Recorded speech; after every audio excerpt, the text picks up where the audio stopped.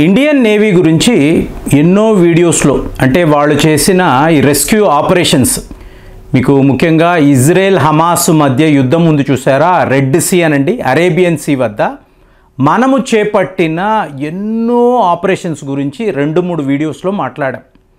So ఇవాళ ఒక interesting వార్త మీరు గమనించారు అనుకోండి. ఇది ఒక డిబేటబుల్ ఇష్యూ, అంటే మీరు చెప్పాలి. ఇప్పుడు ఈ ప్రపంచంలో నేవీ అన్నప్పుడు ముందు చైనా అనబడే దేశం, అంటే హయ్యెస్ట్ వార్షిప్స్ ఉండే ఒక దేశము చైనా నంబర్స్. మరి అదే శక్తివంతమైన యుద్ధ ఓడలు అన్నారు అనుకోండి, ఆటోమేటిక్గా అందరూ అమెరికా గురించే మాట్లాడతారు. సో వీళ్ళ ఇద్దరి మధ్య ఆధిపత్య పోరు అనేది ఎప్పుడు జరుగుతూనే ఉంటుంది.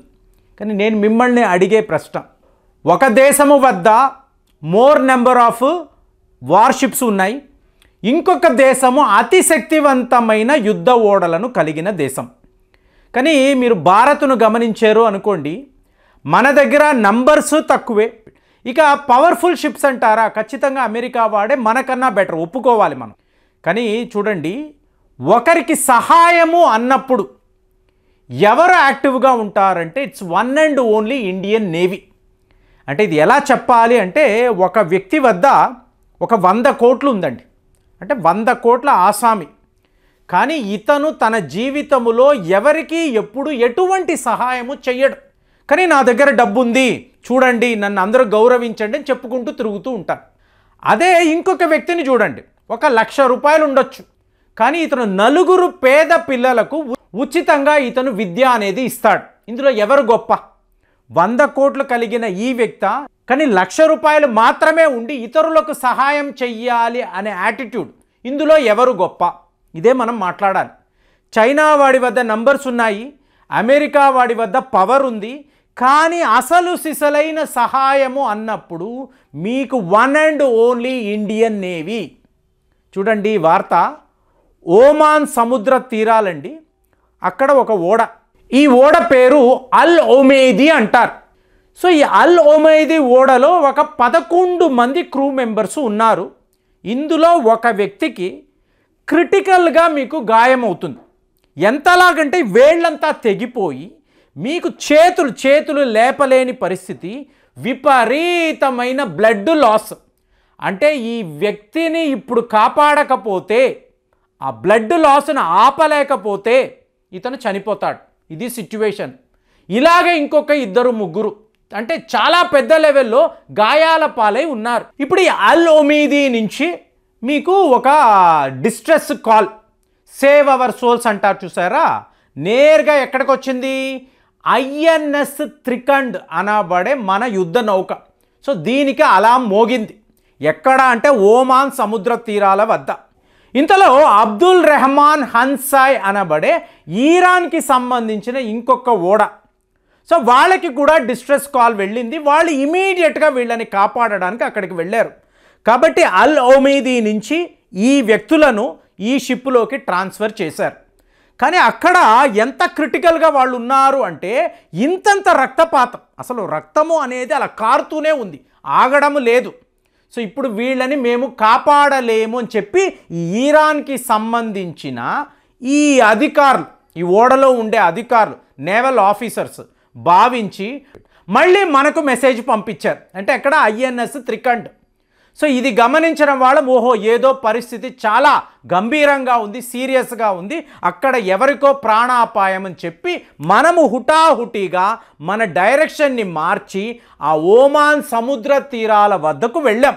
వెళితే అక్కడ రక్తపు మడుగులో వీళ్ళు పడి ఉన్నారు. ఇమీడియట్గా వాళ్ళకు లోకల్ అనెస్థీషియా ఇవ్వడము, కట్లు కట్టడము, అక్కడికక్కడ ఒక చిన్నపాటి సర్జికల్ ప్రొసీజర్ అనేది చేయడము చేసి వాళ్ళను మనము కాపాడేటప్పటికి ఆ ఫోటోలు మీరు చూడొచ్చు, వాళ్ళు చేతులు ఎత్తి మన నేవల్ ఆఫీసర్స్కి దండం పెడుతున్నారండి. పెట్టి హిందుస్థాన్ జిందాబాద్ అని అంటున్నారు. ఈ అంటున్న వాళ్ళు ఎవరు? ఇదే మీరు గమనించాలి.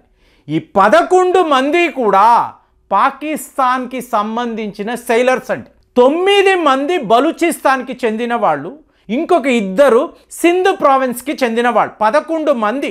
ఇక ఈరాన్కి సంబంధించిన సెయిలర్స్ ఒక 5 ఉన్నారు.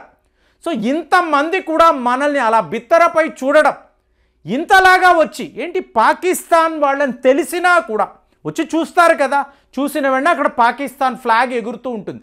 అయినా కూడా అక్కడ మనిషి ప్రాణము కాపాడాలి అని చెప్పి మనము చేసిన ధైర్య సాహసము అనండి, లేదా హ్యూమానిటేరియన్ గ్రౌండ్లో అంటే మానవతా దృక్పథముతో వాళ్లకు చేసిన సహాయము.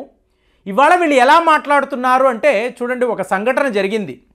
ఇప్పుడు మనము ఏ మిజైల్ పరీక్ష చేసినా చైనా వాడు ఏం చేస్తాడండి, వాడి స్పై షిప్ను పంపిస్తాడు, గూఢాచార ఓడ. దీన్ని పంపించి మనము ఎలాంటి మిజైల్ మీద పరీక్షలు చేస్తున్నాము, దీని పవర్ ఎంత, రేంజ్ ఎంత, ఎంత దూరం ఇది వెళ్ళగలదు, ఇది చైనా వాడు గమనిస్తూ ఉంటాడు.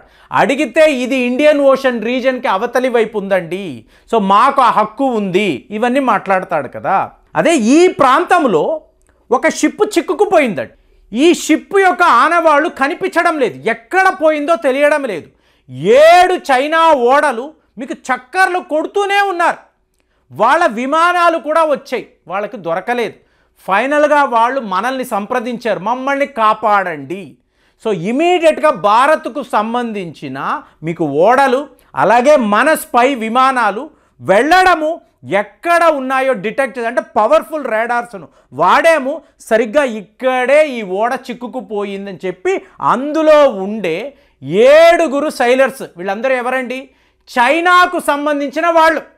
అంటే చైనా వాడికి సమస్య అన్నా కూడా మనకే వాళ్ళు మెసేజ్ పంపించడము, మనము వెళ్ళి రెస్క్యూ చేయడము, దీన్ని చైనా వాడు మర్చిపోతాడా? సో ఇవాళ ఈ వార్తలో చూశారనుకోండి, మీకు పక్కన చైనా వాడి షిప్పులు ఎన్నో ఉన్నాయి, అమెరికా వాళ్ళ షిప్పులు కూడా అక్కడే తిరుగుతున్నాయి. ఇంకా చెప్పాలి అంటే పాకిస్తాన్ వాడికి ఎంతసేపు అండి, వాడు వీళ్ళని రెస్క్యూ చెయ్యాలి, మరి వాళ్ళ పౌరులే కదా, బలూచిస్తాన్ వాళ్ళన్నా వాడి పౌరులే కదా, మరి అక్కడికి వచ్చి ఒక హెలికాప్టర్నో ఓడనో వేసుకొచ్చి కాపాడాలి కదా. చేశారా? చైనా వాడు చేయలేదు, అమెరికా వాడు చేయలేదు, పాకిస్తాన్ వాడు కూడా చేయలేదు. ఫైనల్గా అక్కడ మేరా భారత్ మహాన్, మనమే వెళ్ళాము, వాళ్ళని కాపాడాము. ఎందుకు? అక్కడ ఉండేవాళ్ళు మనుషులు, సెయిలర్స్, వాళ్ళని కాపాడే ప్రాథమిక బాధ్యత మనకు ఉంది అని చెప్పి అక్కడ భారత్కు సంబంధించిన ఆ మెడికల్ ఆఫీసర్, మెరైన్ కమాండోస్, అలాగే బోర్డింగ్ క్రూ వీళ్ళు చెప్తూ ఉంటే నిజంగా గూస్ బంప్స్ వస్తున్నాయి. ఇది ఏ స్థాయికి వచ్చింది అంటే, మా బలూచిస్తాన్ సైలర్స్ను మీరు కాపాడారు కదా, అలాగే మా బలూచిస్తాన్ ప్రాంతాన్ని కూడా మీరు కాపాడవచ్చు కదా మోదీ గారు, ఎందుకు మీరు ఇంకా చేయడం లేదు? ఆ రోజుల్లో బంగ్లాదేశ్ ప్రజలు ఇబ్బంది పడ్డారంటే మీరు ఒక యుద్ధము చేశారు కదా, ఇవాళ మా బలూచిస్తాన్ కూడా ఇబ్బందుల్లో ఉంది, పాకిస్తాన్ నుంచి మమ్మల్ని కాపాడండి అని చెప్పి బలూచిస్తాన్లో వాళ్ళ ప్రజలు మోదీ గారి బ్యానర్స్ను పట్టుకొని వీళ్ళు రోడ్ల మీద వస్తూ ఉంటే ఆ సన్నివేశం ఎలా ఉంటుంది? ఒక చిన్నపాటి ఆపరేషన్ మనం అనుకున్నాము, కానీ బలూచిస్తాన్లో ఇది ఒక చాలా పెద్ద పోరాటానికి దారి తీయడము ఇవాళ ప్రపంచమంతా కూడా విచిత్రంగా మాట్లాడుకుంటుంది. అంటే మన ఇండియన్ నేవీ చేసిన ఈ సహాయము బలూచిస్తాన్ ప్రజల మధ్య ఎలాంటి ఒక అలజడిని, ఎలాంటి ఒక మోటివేషన్ని క్రియేట్ చేసిందో చూడండి. సో ఇదంతా వింటున్నప్పుడు, చూస్తున్నప్పుడు ఆ మెసేజ్లు ఎన్ని వస్తున్నాయంటే చాలా గర్వంగా అనిపిస్తుంది.